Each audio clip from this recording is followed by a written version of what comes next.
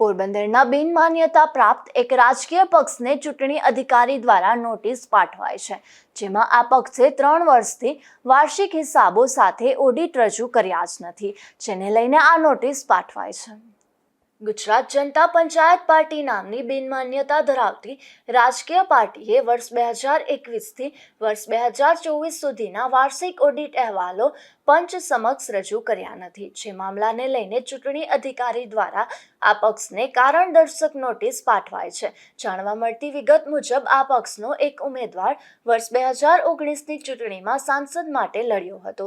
બાદમાં આ શખ્સ કોંગ્રેસના શરણે થયો હતો, પરંતુ કોંગ્રેસના અહેવાલોની વાત માનીએ તો ત્યાં આ શખ્સને કોઈ ગણકાર્યો ન હોવાથી હાલ આ શખ્સ આમ આદમી પાર્ટીમાં જોડાયો છે. શહેરમાં ચાલતી ચર્ચા મુજબ આ શખ્સે પોતે જ રાજકીય પાર્ટી ઊભી કરી હતી, પરંતુ તેના હિસાબો પર ચૂંટણી પંચ સમક્ષ રજૂ ન કરતા પક્ષને ચૂંટણી અધિકારીએ નોટિસ પાઠવી છે.